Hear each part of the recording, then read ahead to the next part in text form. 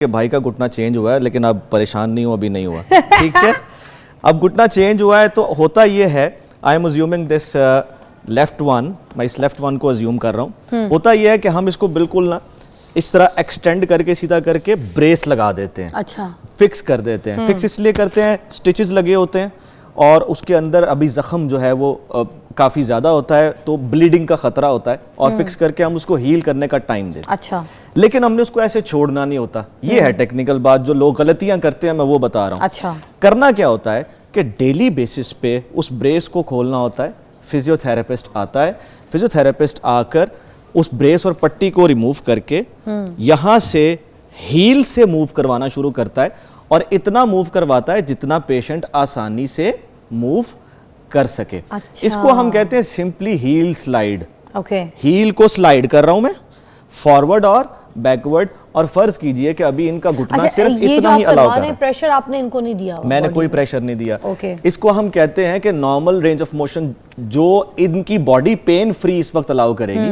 मैंने यूं तो नहीं ना करना, मैं ये नहीं कर सकता। ठीक है, अगर इस तरह करूंगा मैक्सिमम बेंडिंग भी होगी, स्टिचेस में पेन आएगा, शदीद दर्द उठ जाएगा, और यहाँ तक कि जो इम्प्लांट लगाया होता है अंदर, यानी जो घुटना नया लगाया है, वो भी टूटने का खदशा होता है। Okay, so that is why एक एक्सपर्ट फिजियोथेरेपिस्ट का भी वहां पे जरूरत होती है। तो ये वाली चीजें जो आप रेकमेंड कर रहे हैं, ये वो नहीं है कि जो बंदा खुद घर पे इस तरह से कर ले, इसको एक बार पूछना जरूरी है ना? Once you should take up a guideline from a physiotherapist। एक फिजियोथेरेपिस्ट से गाइडलाइन जरूर लेने की जरूरत है, लेकिन समटाइम ऐसा होता है लोग डेली नहीं आ पाते, तो एक बार जब वो सीख लेते हैं आगे थेरेपिस्ट से, तो फिर वो घर में कर सकते हैं, वो आसानी से घर में किसी की हेल्प से जो है वो कर सकते हैं। ठीक है, तो सबसे पहली जो इसमें हम काम शुरू करते हैं वो है भाई साहब हील स्लाइड।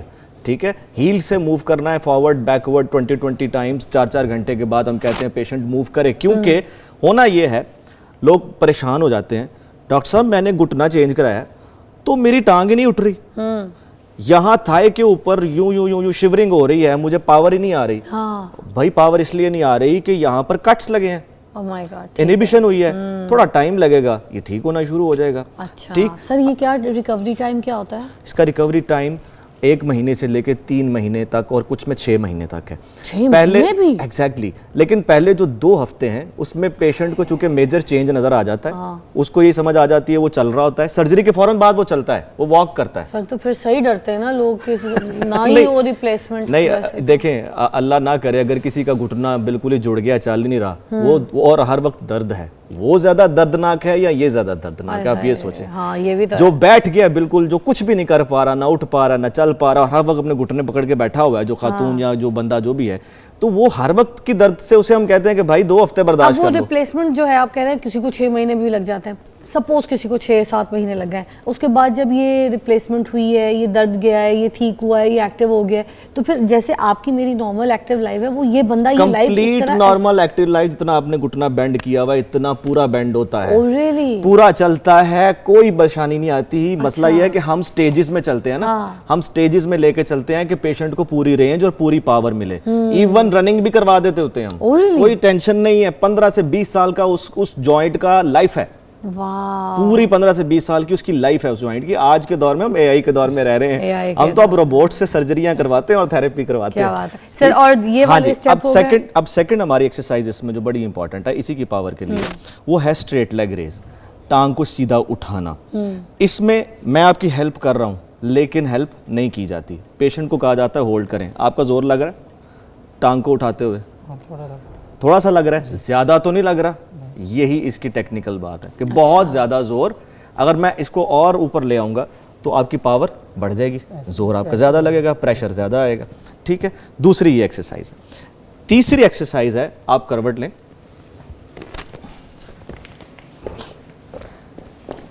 इसको भी हम एसएलआर कहते हैं, लेकिन साइड लाइंग। हमने लिटा देना है पेशेंट को। भैया इसको बेंड करें ऐसे, पेशेंट को लिटा के उसकी नीचे वाली जो टांग है उसको बेंड कर देना है, और अब उसे कहना है, अपनी गर्दन नीचे रखेंगे, गर्दन उठाओगे तो आपको पेन आएगा।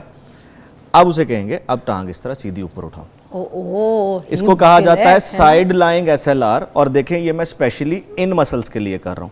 इस घुटने के गिर्द सारे मसल्स है ना, ये भी हैं, ये भी हैं, ये भी हैं, तो हमने सबको फोकस करना है। अब हम इस ग्रुप को मतलब मैं ज्यादा टेक्निकल वर्ड्स नहीं बोल रहा, हम इस ग्रुप को फोकस कर रहे हैं and I am saying this guy कि इसको होल्ड करे, होल्ड करो, अभी होल्ड रखेगा, अब पावर में आना शुरू हो जाएगा। इससे नी के इस साइड से क्या ताल्लुक है, इधर से? देखें ये नी पूरा कॉम्प्लेक्स है, ठीक है, ये देखें। अब आप सीधे हो जाए, मैं आपको समझाता हूँ। आपको किधर आ रहा था प्रेशर? साइड पे, साइड पे आ रहा है। हाँ जी। तो फिर इससे साइड ये यहाँ से हिप से लेकर यहाँ तक जहाँ इसका घुटना है, जी, पूरे मसल्स का बैंड है, ग्रुप है। ओके, वो यहाँ साइड की करवा रहे हैं, बिल्कुल साइड पे आके यहाँ पर अटैच होता है। आईटी बैंड्स भी होते हैं यहाँ पे। अच्छा, यहाँ पे साइड के और भी बहुत से मसल्स हैं जिन्होंने यहाँ पे आके अटैच होना। अच्छा, घुटना सर्कमफ्रेंशियल जॉइंट है, यही लोगों को समझाने की जरूरत है। हाँ। मैं इसीलिए स्पेशली आज घुटने की इस रिप्लेसमेंट पे बात करना चाह रहा था। लोग बहुत परेशान होते हैं, पता नहीं क्या हो गया डॉक्टर साहब, यूं टांग नहीं उठ रही, यूं नहीं उठ रही, ये नहीं हो रहा, ये नहीं हो रहा। भाई सारा कुछ चलाओगे तो होगा। क्यों? क्योंकि चारों तरफ है, ये घुटना चारों तरफ है, सर्कल है पूरा, ये पीछे के मसल भी हैं, हमने वो भी चलाने हैं। हाँ, साइड के भी हैं, ये वाली बात भी, ये कैसे? अंदर के भी हैं, वो भी चलाने हैं। ये कैसे? ये भाई अब उल्टा लेटेंगे। हाँ, क्योंकि ये भी बड़ी ज्यादा इंपॉर्टेंट चीज है घुटने के साथ। मेरी फैमिली में जिस के ये इश्यूज है ना, मैं तो बता रही हूँ, हर घर में घुटने का मसला है। हर घर में मौजूद है ये। अब इसको कहा जाता है प्रोन लाइंग SLR।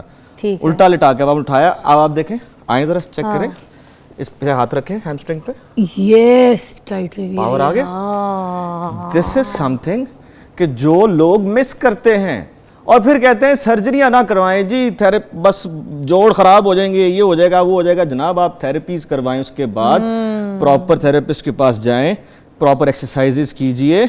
अब ये जो आप करवा रहे हैं, ये इन्होंने खुद भी उठाना है साथ साथ? जी बिल्कुल, मैं इनको हेल्प कर रहा हूँ। ओके, मैं ये अज्यूम कर रहा हूँ कि ये पेशेंट है। अच्छा, क्योंकि पेशेंट को दर्द होता है, पेशेंट कहता है जी ये और वो, लेकिन हमारा कमाल ये होता है कि हम दर्द होने नहीं देते। अच्छा, ये आपको यहाँ पर ये दिखाने और समझाने का मकसद ये भी है, ये गौर से बात सुन लीजिए, ये जो यहाँ पर ये सारी चीजें आपको करके दिखाई जा रही हैं, इतना बड़ा डॉक्टर है, अपना टाइम छोड़ के, चीजें छोड़ के यहाँ पर आपको समझाने के लिए। आपको पता है गलती क्या होती है? हम गलत फिजियोथेरेपिस्ट के पास चले जाते हैं, रिप्लेसमेंट भी सही हो जाती है, काम भी सही हो जाता है, थोड़े से पैसे बचाने के लिए हम कहते हैं यार ये जो है ना ये सस्ता है, वो भी तो थेरेपी कराता है, हमने गूगल में सर्च किया और निकल गए।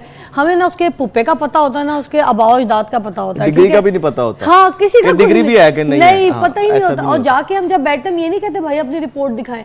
आप देखें, लोगों से पूछें, जान पहचान करें, पता करें कि कौन अच्छा फिजियोथेरेपिस्ट है और फिर जाकर अपनी फिजियो करवाएं। अगर आपकी फिजियो सही नहीं हुई ना, आप सारी जिंदगी ठीक नहीं हो सकते। एग्जैक्टली, वो जोड़ एक बार हिल गया, उसकी अंदर जो इम्प्लांट लगा है वो ठीक नहीं हुआ, आप रीडू पे लगे रहेंगे और फिर वो वेस्टेज में जाना शुरू हो जाएगा। सर मेरा ये बचपन में हाथ टूटा था, ठीक है, ये बिल्कुल जॉइंट से, आपको पता है जॉइंट से हाथ टूट जाने के बाद बहुत मुश्किल से ठीक होता है। बांग्लादेश में रहती थी मैं जब टूटा था, देखें ये हाथ ऐसे होता है, ये हाथ ऐसे नहीं होता, पूरा भी यहीं नहीं तक रुकता है। ये रेंज नहीं आई ना, देखें ये वही बात है, ये रेंज पूरी उस वक्त थेरेपिस्ट ने नहीं ली, क्योंकि फिजियो नहीं करवाई सही से, गलत फिजियो के पास जाने की वजह से।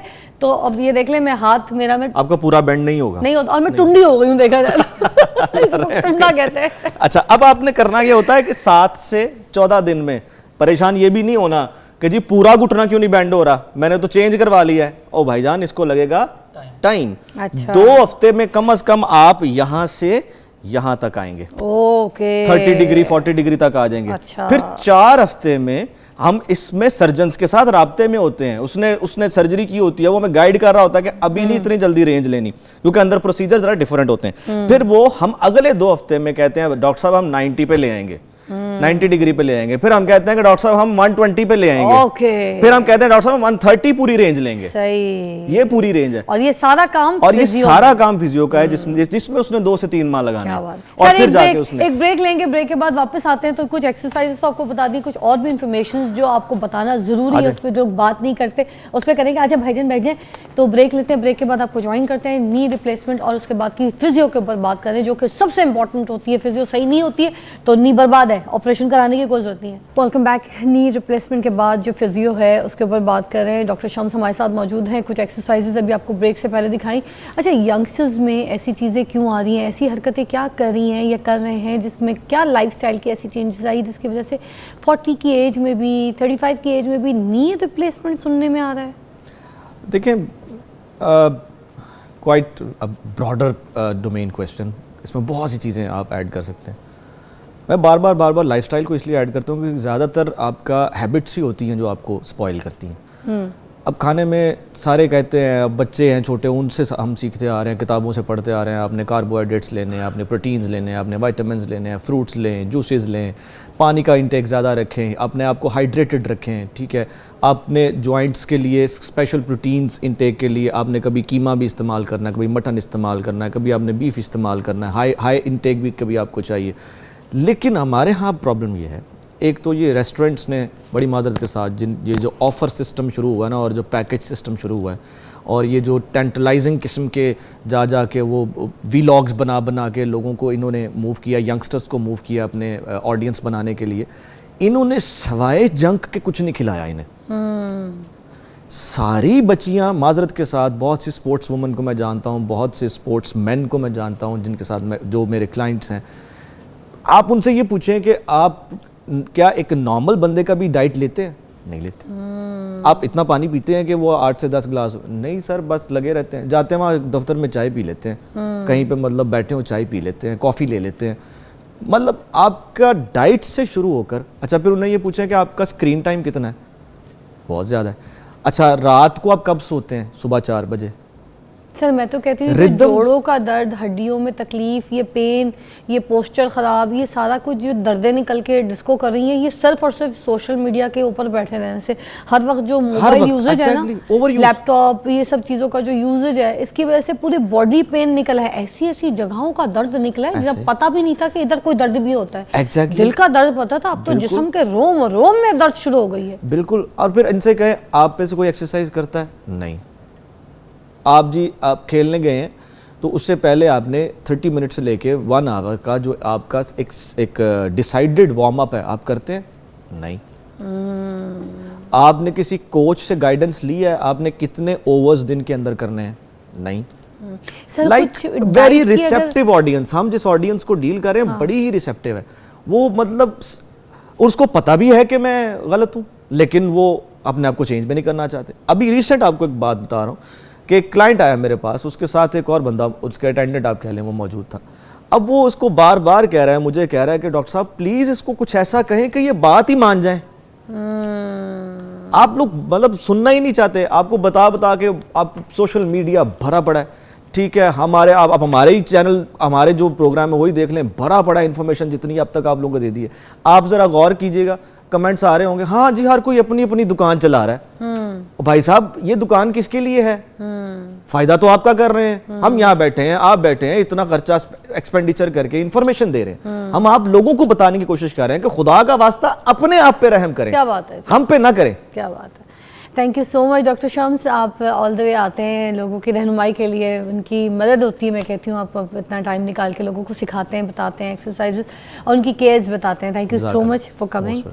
और आपसे मुलाकात करूँगी एक ब्रेक के बाद। हमारे साथ रहिएगा, आज एक ज़बरदस्त, बल्कि 2 ज़बरदस्त सिंगर्स गेस्ट हमारे साथ मौजूद हैं और उनकी क्या मज़ेदार स्टोरी है, साथ सुनते हैं ना, आइए।